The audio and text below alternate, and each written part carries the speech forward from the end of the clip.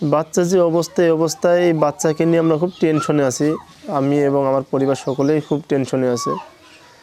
বাচ্চাটাকে যে নিয়ে যেতে হবে ভাই, আমি তার জন্য যে একটা মোটা অঙ্কের অ্যামাউন্ট প্রয়োজন ছিল, এটা এখন আমি পরিপূর্ণভাবে জোগাড় করতে পারিনি।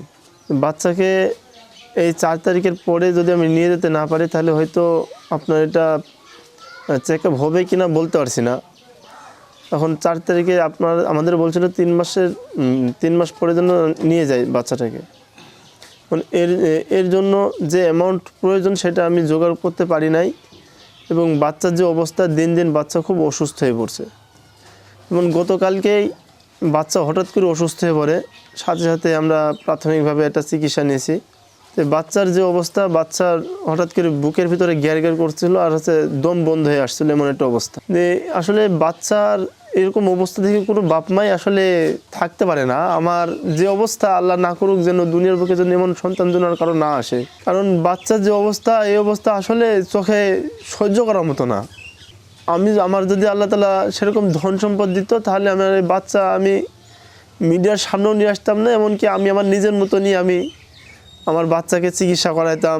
যদি বিদেশ দরকার হলো বিদেশ নিয়ে যেতাম, যেভাবে পারতাম সেভাবে চিকিৎসা করাইতাম।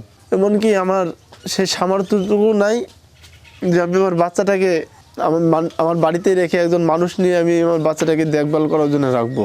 আর আমি বাচ্চার জন্য যেটুকু হেল্প পেয়েছি শুধু মিডিয়া ভাইদের জন্য, আমি তাদেরকে আন্তরিকভাবে ধন্যবাদ জানাই, এবং তাদের কাছে আমার আরও আকুল আবেদন থাকবে যাতে আমার এই বাচ্চাটার দিকে তারা যেন আরও সুদৃষ্টি দেয়, এবং আমার বাচ্চাটার জন্য আরও সাহায্য সহযোগিতা যেন আমাকে করতে পারে।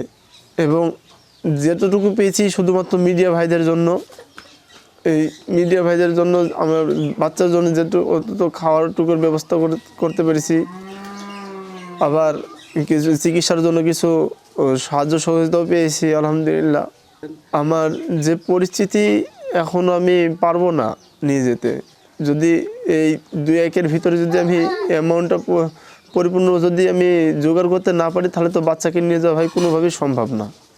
বাসায় ঢুকলে পারে ভাই খুব খারাপ লাগে যে বাচ্চাটার কী অবস্থা, বাচ্চারা যখন কান্নাকাটি করে নিজেকে সামলাতে কষ্ট হয়ে যায়।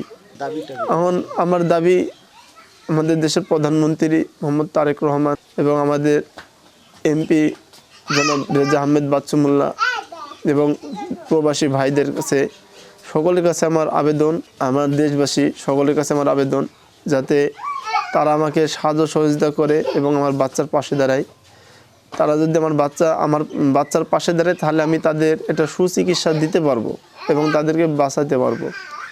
আর আমার পাশে যদি কেউ না দাঁড়ায়, তাহলে ভাই আমার দ্বারা সম্ভব না। আমি বাচ্চাদেরকে ভাই নিয়ে যাওয়ার পরে বাচ্চাদের ভিতরে টেস্ট করে দেখবে যে বাচ্চাদেরকে আলাদা করা যাবে কি না, কেমন ধরনের একটা অ্যামাউন্ট প্রয়োজন বাচ্চাকে অপারেশন করতে হলে, এটা তখন তারা বলবে। আমার দেশের প্রধানমন্ত্রীর কাছে আমার আকুল আবেদন, যাতে আমার এই বাচ্চাটার দিকে তারা সুদৃষ্টি দেয় এবং আমার বাচ্চাটার চেক আপ করানো অথবা অপারেশনের সেই দায়িত্বটা যেন তোনারা নেই। তাছাড়া এটা আর্থিক সহায়তায় দ্বারা কোনোভাবেই সম্ভব না ভাই। এটা সম্পূর্ণভাবে ব্যয়বহুল খরচ একটা, যেটা সাধারণ মানুষ, আমার জানার মতে সাধারণ মানুষ যতই দিক, এটা দিয়ে কোনোভাবেই এই চিকিৎসা এই সার্জারি হবে না।